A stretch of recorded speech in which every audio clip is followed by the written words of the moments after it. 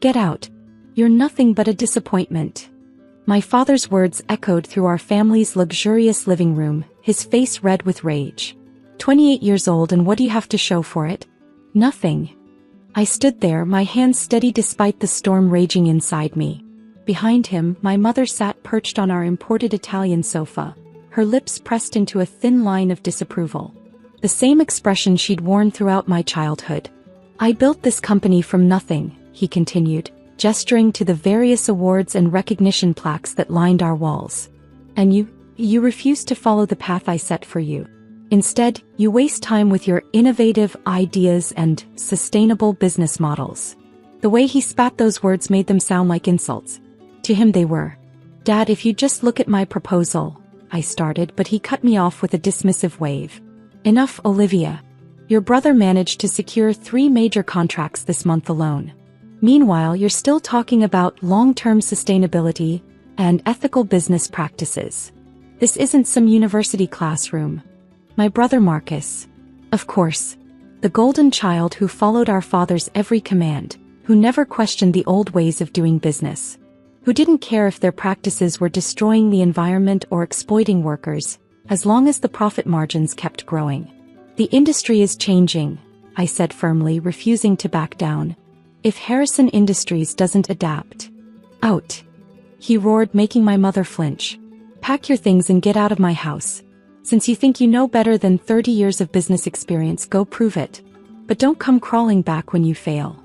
I didn't cry. I didn't beg. Instead, I walked to my room with my head held high, packed my essentials, and walked out of the mansion I'd called home for 28 years. My mother didn't even get up to say goodbye. That was 3 years ago. I'd love to say I immediately became successful, that I proved them wrong overnight. But real life isn't that simple. The first 6 months were brutal. I moved into a tiny studio apartment, survived on instant noodles, and worked 18-hour days building my company from scratch. Sterling Industries started small. Just me, my laptop, and an unwavering belief that business could be both profitable and ethical. I used my savings to hire 2 brilliant engineers who'd been overlooked by the major corporations because they didn't fit the traditional mold. Together, we developed revolutionary green technology that could cut industrial energy consumption by 60%. The breakthrough came when a mid-sized manufacturing company took a chance on us.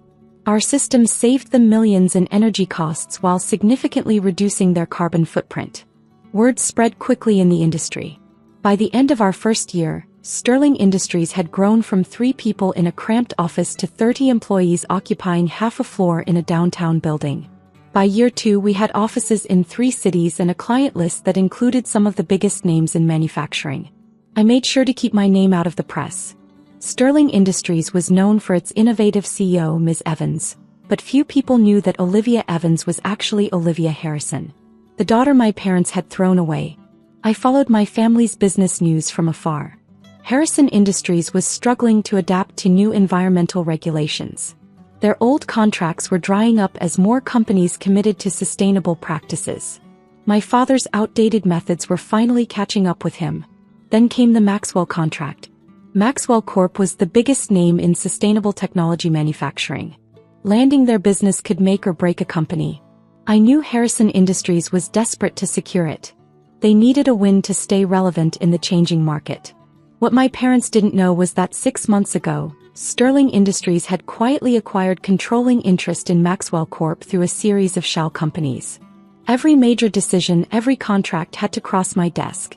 So when my assistant walked in with the contract proposal from Harrison Industries, I couldn't help but smile at the irony. The daughter they'd kicked out for being useless now held their company's future in her hands. I read through their proposal carefully. It was exactly what I'd expected, full of empty promises about sustainability while planning to use the same old harmful practices. They were trying to buy their way into the green energy market without actually changing anything. My phone buzzed. A message from my brother. "Dad's really nervous about this Maxwell deal. Keeps saying it's our last chance to turn things around. Guess you were wrong about the industry changing, sis. We're about to land the biggest contract of the year." I set my phone down and picked up my stamp. The same stamp that had approved dozens of contracts worth hundreds of millions of dollars. The same stamp that could save or destroy Harrison Industries. In bright red ink I marked the proposal, rejected. But this wasn't just about revenge. I had a bigger plan in mind. One that would force my family to face everything they tried to ignore. Tomorrow morning I would walk into Harrison Industries not as their rejected daughter, but as the CEO of Sterling Industries, the company they were about to learn they desperately needed. Sometimes karma works in deliciously ironic ways. The Harrison Industries lobby hadn't changed in 3 years. The same marble floors, the same pretentious artwork, the same receptionists with plastic smiles. But this time as I walked through the revolving doors in my tailored suit, I wasn't the disappointing daughter.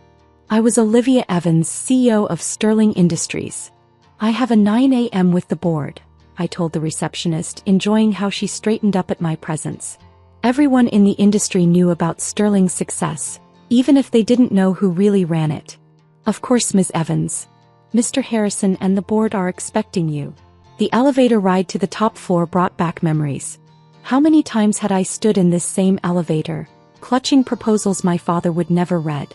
How many times had I tried to warn them about the changing industry, only to be dismissed?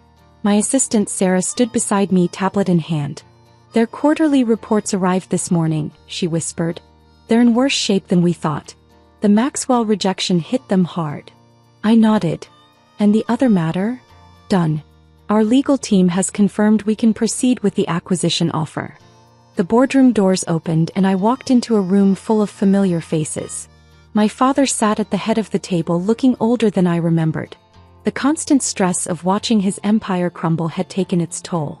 My brother Marcus sat to his right, attempting to project confidence but failing to hide his worry. Ms. Evans, my father stood, extending his hand. Thank you for coming on such short notice. I shook his hand firmly, noting how he didn't recognize me. 3 years, a different last name, and success had changed me more than I realized. Let's skip the pleasantries, I said, taking a seat. We all know why I'm here. Harrison Industries is failing. Your quarterly reports show a 60% drop in profits. Your major clients are jumping ship to companies with better environmental practices. And now, after the Maxwell rejection, your stock has hit an all-time low. Marcus leaned forward. We've had a rough quarter, but 3 years, I cut him off. For 3 years your company has refused to adapt. You've ignored changing market demands, dismissed environmental concerns, and clung to outdated practices. Now you're paying the price. My father's face reddened. We've been in business for 30 years. Who are you two? I'm the CEO of the company that's offering to save yours, I interrupted, sliding folders to each board member. Sterling Industries is prepared to acquire Harrison Industries. We'll modernize your operations, retain most of your workforce, and implement sustainable practices that will make you profitable again. The board members eagerly opened their folders. My father sat frozen. This is a hostile takeover, Marcus sputtered, scanning the documents. No, I smiled. This is an opportunity. Your only opportunity, actually. Without this deal, Harrison Industries will be bankrupt within 6 months. My father finally found his voice. You can't. Actually, I can. I stood up, walking to the front of the room. You see, I've spent 3 years building what you said couldn't be done. A company that's both profitable and ethical. While you were chasing quick profits, I was developing technologies that are now industry standards. Something flickered in my father's eyes. Recognition maybe, or just fear. Sterling Industries isn't just offering to buy you out, I continued. We're offering to save everything you built. The jobs of hundreds of employees. The legacy you're so proud of. All you have to do is sign. A board member spoke up. Mr. Harrison, we should consider this. The terms are more than fair. My father stared at me, really looked at me for the first time since I'd entered the room. Olivia. The room went silent. Marcus's jaw dropped. Hello, Dad. I kept my voice steady. Surprised to see your disappointment of a daughter? He stood up so quickly his chair toppled backward. This is some kind of revenge plot? No, I said firmly. This is business. The kind of business I tried to tell you about 3 years ago. The future you refused to see. Marcus found his voice. You can't do this to our family. Family. I laughed. You mean the family that threw me out? The family that dismissed every idea I had? That family. I turned to the board members.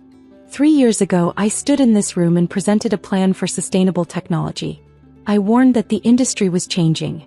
Mr. Harrison here called me naive and kicked me out of both the company and his home. Now I'm offering to save everything he built. My father sank back into his chair, looking defeated. Why didn't you tell us about Sterling? Would you have listened? I asked quietly. Or would you have tried to shut me down like you did with every other idea I had? The room fell silent again. Board members exchanged glances, papers rustled, and 30 years of stubbornness began to crack. The offer expires in 24 hours, I said, gathering my things. I suggest you think carefully about the future of this company and the jobs that depend on it. As I turned to leave, my father's voice stopped me. Olivia, wait. I paused at the door. I was wrong, he said, his voice rough with emotion. About everything. I turned back. Yes, you were. The question is, are you ready to admit that to more than just me? He looked around the boardroom at the faces waiting for his decision. 30 years of doing things his way, of refusing to change, had led to this moment. The world is changing, he said slowly. Maybe it's time we change too. 2 weeks later, I sat in what used to be my father's office, now mine, signing the final acquisition papers. Harrison Industries would become a subsidiary of Sterling, with a new focus on sustainable technology. Most employees kept their jobs, though several board members, including Marcus, chose to leave. My father, surprisingly, asked to stay on as a consultant. I have a lot to learn, he admitted during our first meeting. About business, about change, about family. It wasn't forgiveness, not yet. That would take time. But it was a start. The nameplate on the desk still read Harrison Industries, but with a Sterling company beneath it. A reminder that sometimes success isn't about destroying the old, but about transforming it into something better. My mother called a week after the acquisition was announced. I always knew you were special, she claimed, trying to rewrite history. I let her talk, but I didn't let her change the past. Mom, I said finally, if you want to be part of my life now, you need to accept that I'm not the daughter you wanted. I'm the daughter who proved you wrong. The view from the office window showed a city changing, growing, becoming better. Just like the company I now ran. Just like the relationships I might rebuild on my terms. 3 years ago they kicked me out for being useless. Now their company's survival depended on what I'd built. But the real victory wasn't in proving them wrong. It was in proving myself right. Sometimes the best revenge isn't about destroying what hurt you. It's about building something so magnificent that they're forced to recognize their own mistakes. And sometimes, if you're lucky, those mistakes can become stepping stones to something better. As I sat in my new office, I thought about the long journey from that painful night to this moment. Success hadn't come overnight. It had come through countless sleepless nights, through determination, through believing in myself when no one else would. The intercom buzzed. Ms. Evans, your father's here for the sustainability meeting. I smiled, picking up the folder of new proposals I'd prepared. Send him in. The door opened and my father entered, looking more humble than I'd ever seen him. Ready to learn about the future? I asked. He nodded, taking a seat. Ready to learn from my daughter. And that, more than any contractor acquisition, felt like true success.